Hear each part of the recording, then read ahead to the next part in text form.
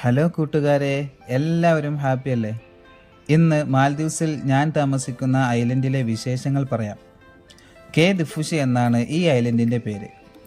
K എന്നത് ദിഫുഷി എന്ന island സ്ഥിതി ചെയ്യുന്ന അച്ചോളിനെയാണ് സൂചിപ്പിക്കുന്നത്. മാൽദീവിയൻ ഭാഷയായ ദിവേഹിയിലെ അക്ഷരങ്ങൾ വെച്ചാണ് ഓരോ അച്ചോളുകൾക്കും പേരിട്ടിരിക്കുന്നത്. ഉദാഹരണത്തിന് ചിത്രത്തിൽ കാണുന്നത് പോലെ കാഫ് അറ്റോൾ, ലാം അറ്റോൾ, മീം അറ്റോൾ, ബാ അറ്റോൾ എന്നിങ്ങനെ വ്യത്യസ്തങ്ങളായ അച്ചോളുകൾ മാൽദീവ്സിലുണ്ട്. ഇങ്ങനെ 26 അച്ചോളുകളിലായി മനുഷ്യവാസമുള്ളതും ഇല്ലാത്തതുമായ 1100-ലധികം ഐലൻഡുകൾ അടങ്ങിയ വളരെ മനോഹരമായ രാജ്യമാണ് മാൽദീവ്സ്. ഇനി ദിഫുഷി ഐലൻഡ് കാഴ്ചകൾ നമുക്ക് കാണാം. ദിഫുഷിയിലെ കോക്ക പാർക്കാണിത്. കോക്ക എന്നാൽ കുട്ടികൾ എന്നാണ് അർത്ഥം. വൈകുന്നേരമായാൽ കുട്ടികൾ പാർക്കിലേക്ക് വരും. അവരെ കളിക്കാൻ വിട്ട് മുതിർന്നവർ ഇവിടെയുള്ള ഇരിപ്പിടങ്ങളിലിരുന്ന് സംസാരിക്കുന്നത് കാണാം.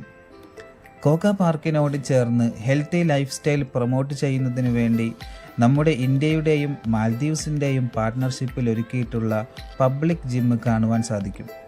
ചിലരൊക്കെ ഈ സംവിധാനം നല്ല രീതിയിൽ തന്നെ ഉപയോഗപ്പെടുത്താറുമുണ്ട്. വേസ്റ്റ് മാനേജ് ചെയ്യുന്ന കാര്യത്തിലും ഇവിടുത്തുകാർ നമുക്കൊരു മാതൃകയാണ്. ആളുകൾ വന്നു ചേരുന്ന എല്ലായിടത്തും ഇതുപോലെ വേസ്റ്റ് ബിന്നുകൾ സ്ഥാപിച്ചിട്ടുണ്ട്. ഈ വേസ്റ്റ് എല്ലാം സമയാസമയം കൗൺസിൽ ജോലിക്കാർ വന്ന് എടുത്തുകൊണ്ടു പോകും. ഈ കാണുന്ന വലിയ ടാങ്കിലുള്ളത് ഇവിടത്തേക്കുള്ള വെള്ളമാണ്. കടലിൽ നിന്നും വെള്ളമെടുത്ത് ശുദ്ധീകരിച്ചാണ് ജനങ്ങൾക്ക് വിതരണം ചെയ്യുന്നത്. ഇതുകൂടാതെ മഴവെള്ളവും ഇവിടെയുള്ളവർ ശേഖരിച്ച് ഉപയോഗിക്കാറുണ്ട്. ആ കാണുന്ന ബോട്ടിൽ കൊണ്ടുവരുന്നത് കടലിൽ നിന്നും എടുക്കുന്ന മണൽത്തരികളാണ്. അവ റിസോർട്ടുകളുടെയും വീടുകളുടെയും മുൻവശത്ത് ഭംഗിക്ക് വേണ്ടി വിതറും. ദിഫുഷിയിലെ ബീച്ചുകളിൽ പ്രധാനപ്പെട്ട ബീച്ചാണിത്. വേലിയിറക്ക സമയത്ത് കടൽ വളരെയധികം പിന്നോട്ട് പോകും. അതൊരു പ്രത്യേക കാഴ്ച തന്നെയാണ്. ഒട്ടനവധി വിനോദസഞ്ചാരികൾ വന്നു പോകുന്ന ഇടം കൂടിയാണ് ദിഫുഷി.